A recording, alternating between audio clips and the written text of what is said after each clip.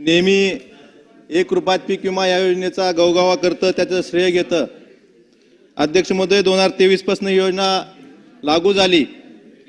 त्यामध्ये अध्यक्ष महोदय, महाराष्ट्रातील जवळपास 1,71,00,000 शेतकऱ्यांनी पीक विमा योजनेचा लाभ घेतला. आणि परवाच दादांनी सांगितलं की 3504 कोटी रुपये वाटप शेतकऱ्यांना पीक विम्याच्या नुकसान भरपाईपोटी केलं.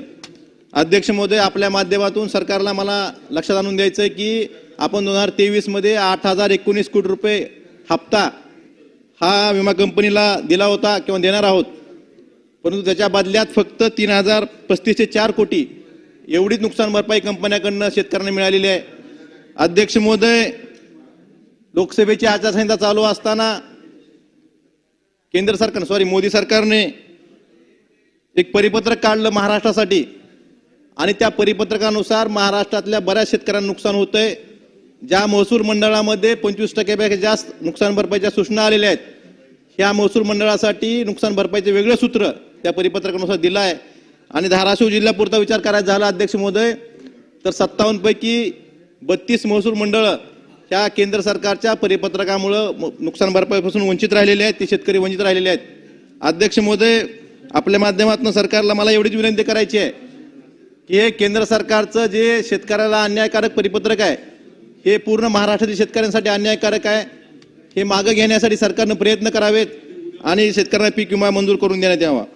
अध्यक्ष महोदय, मार्चच्या 2022च्या महाविकास आघाडी सरकारच्या अर्थसंकल्पामध्ये तत्कालीन अर्थमंत्री अजितदादांनी प्रोत्साहनपर अनुदान देण्याची घोषणा केली होती, परंतु अध्यक्ष महोदय, अद्यापर्यंतही सर्व शेतकऱ्यांना प्रोत्साहनपर जे नियमित कर्जदार होते त्यांना अद्यापर्यंत सगळ्या शेतकऱ्यांना मिळालेले नाहीत. अध्यक्ष महोदय, माझी विनंती आहे, आता तरी निवडणुकीच्या आधी तरी सर्व शेतकऱ्यांना ते प्रोत्साहनपर अनुदान देण्यात यावं आणि जे वंचित राहिलेले शेतकरी आहेत त्यांना अनुदान देऊन सरकारने अनुदान द्यावं ही विनंती करतो.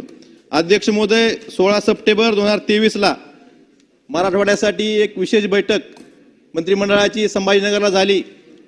त्यामध्ये जवळपास 46,000 कोटीच्या घोषणा झाल्या, परंतु अध्यक्ष महोदय, मला खेदाने सांगावं वाटतंय त्या ठिकाणी 20 निर्णय घेतले होते. सिल्लोडच्या न्यायालयाचा जर काम सोडलं तर त्या गेलेल्या घोषणापैकी एकही काम पूर्ण झालेलं नाही.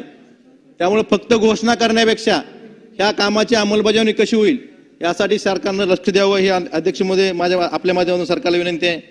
अध्यक्ष महोदय, राज्यपालाच्या अभिभाषणामध्ये अजून एक विषय देखील त्या जिल्ह्यापर्यंत पोहोचलेला नाही, त्यामुळं विद्यार्थी बिगर गणवेशाच्या शाळेत येत आहेत. अध्यक्ष महोदय, RTE मधून खाजगी शाळांमधल्या प्रवेशासाठी सरकारने एक धोरण ठरवलं, त्यामधून खाजगी शाळा वगळल्या गेल्या. मग नंतर काही पालक उच्च न्यायालयात गेले, त्या प्रक्रियेला स्थगित दिली. शाळा चालवून 15 दिवस झाले, अजूनही त्याबाबतचा निर्णय न्यायालयात सरकारच्या वतीने योग्य बाजू नाही मांडल्यावर निर्णय झालेला नाही. आता पालकांनी विद्यार्थ्यांचे प्रवेश घेतलेत, जर हा निर्णय झाला नाही लवकर मग ह्या वर्षीच्या RTEचे प्रवेश होणार का नाहीत हेही सरकारनं सांगणं गरजेचं आहे असं मला वाटतं. अध्यक्ष महोदय, सकाळी दादांनी सांगितलं तोच विषय, ग्रामविकास विभागानं 2005 पूर्वी जाहिरात निघालेल्या परंतु नंतर जॉईन झालेल्या शिक्षक असतील किंवा ग्रामसेवक असतील याबाबतचाही निर्णय त्यांना बाकीच्या विभागाने निर्णय घेतले, परंतु ग्रामविकास विभागाने जी सगळ्यात मोठी आस्थापना शिक्षकांची आणि ग्रामसेवक लोकांची असते ह्याबाबतचा निर्णयही लवकर घ्यावा ही विनंती करतोय. अध्यक्ष महोदय, नागपूर कोल्हापूर हा शक्तीपीठ महामार्ग सरकार करतंय, परंतु अध्यक्ष महोदय, सध्या नागपूर कोल्हापूर हा 4पदी रस्ता आहे. त्या रस्त्यावरली वाहतूक कुणीही तपासावी. या ठिकाणी सन्माननीय मुख्यमंत्री आहेत, MSRDC मिनिस्टर आहेत, उपमुख्यमंत्री साहेब आहेत. मला विनंती आहे की सर्व शेतकऱ्यांचा, महाराष्ट्रातील सर्व शेतकऱ्यांचा या महामार्गाला विरोध आहे.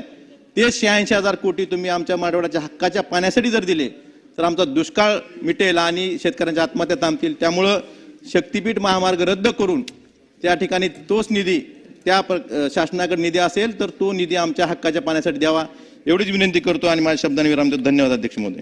देवराव होळी सर, महाराष्ट्राचे राज्यपाल